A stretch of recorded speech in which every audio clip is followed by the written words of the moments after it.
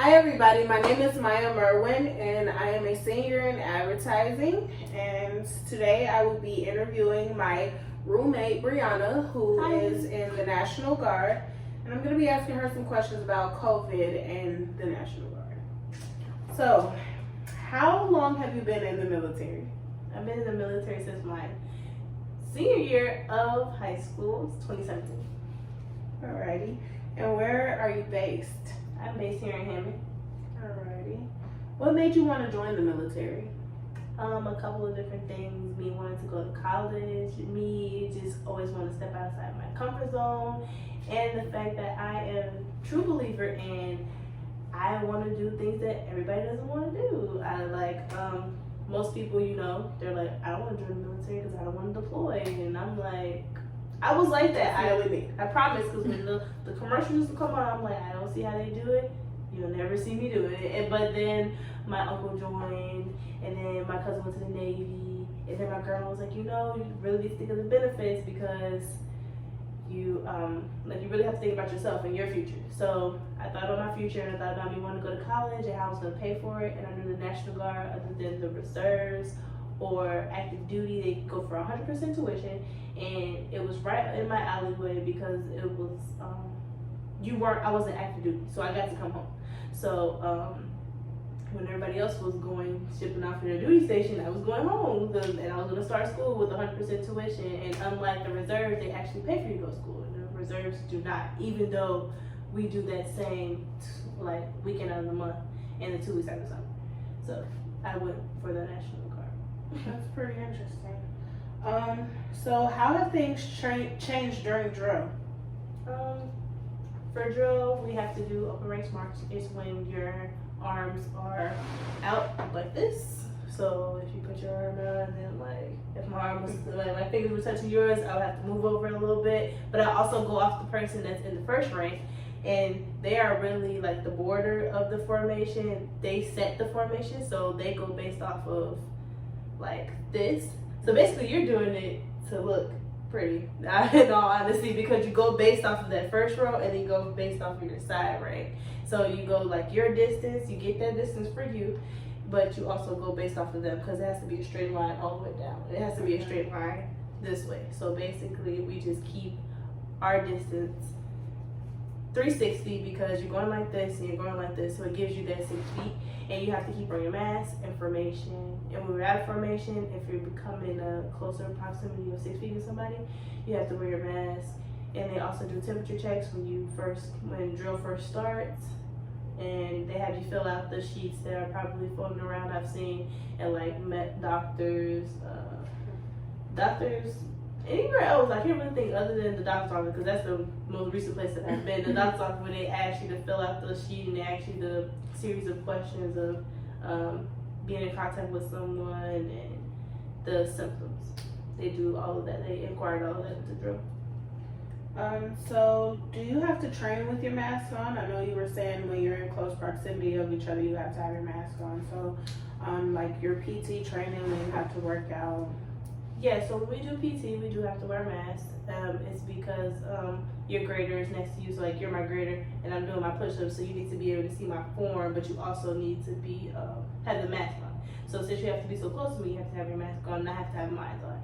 And sit-ups, it's the same thing. You have to see how I'm doing them, so we have to kind of be in a close proximity, more than 6 feet, so you wear the mask. In terms of the running event, we don't wear it because everybody has their own pace, so you tend to spread out when you run. Right. So we don't wear it then, and I don't really think it would be safe to wear a mask when you're running. When we train, because my unit is a transportation unit, when we work on the trucks, we do wear it because you're just going in and out of the truck, just checking the truck, so you wear your mask. So what kind of mask do you all have to wear? Do you get the blue masks, or do you have a special kind of mask that they provide you all with? We don't wear, we can't, it's pretty much like any other job where you can't have a logo unless the job provides you with the logo. And we haven't been provided with logos. We just get the basic white blue mask, the one that you can, it comes on both sides. So the one side is blue, the other side is white. I don't know the medical term for it. But we just get, they provide us with those. And if you bring your own, it can't have any logos. Is it easy to train in a mask? For me, yes, because when we went through basic training, we had the pro mask, the one with the tube, the ones you might see in like movies. I had to run in that, like a mile in that. Like, and we trained crazy. Like, if you're in the army, you would know, or any branch of the military. I don't know if we all do it, but I know for sure the army does it. Where those pro masks are your masks on your face, and they're plastic, and they pull your skin. They hurt. So are any of you all at risk of being deployed? Me personally, no. But the unit itself, we would know a year ahead of our deployment. If I'm not mistaken, I believe you know a year ahead because you have to have 3 months to train. 6 months is your deployment, and then through the other 3 months of your deployment is you coming back home. Okay. That's how the deployment works.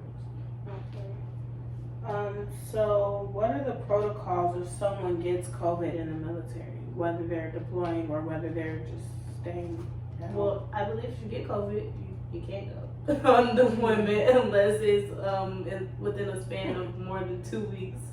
So I believe you couldn't go. But also, if you were like to try to come to drill, if you feel sick at home, call in first. Don't come to drill. But if you don't know, like you have this fever, I don't know how that would happen, but and they test you and you're above whatever the normal temperature is, they'll just ask you to go home and quarantine for that time being. And I believe you still get paid for drill, but I'm not for sure because it hasn't happened to me. A situation has happened, but it wasn't. I didn't. No, I didn't pick into that situation too much because it had nothing to do with me. But I know that it happened before, so they just send you home. From what I know, they send you home. Okay, and so with that being said, would you say that the military is being conscientious of COVID?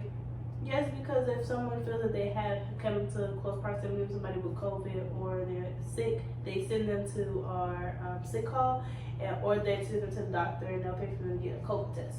So if you do come positive, they quarantine you for 14 days. And they also have like signs everywhere in the unit saying you have to wear your mask. And they talked to us about it in our first formation, and when we're leaving, they always tell us to be safe, be conscientious of what you do, and be sure to wear your mask because this is very serious. And I believe some people in my unit have been affected in their family, like their families have been affected with COVID. So it's being taken very seriously, I would say. Okay. Well, I appreciate all of this information that you've given me, and I appreciate your service. Thank you for your service. Thank you for your support.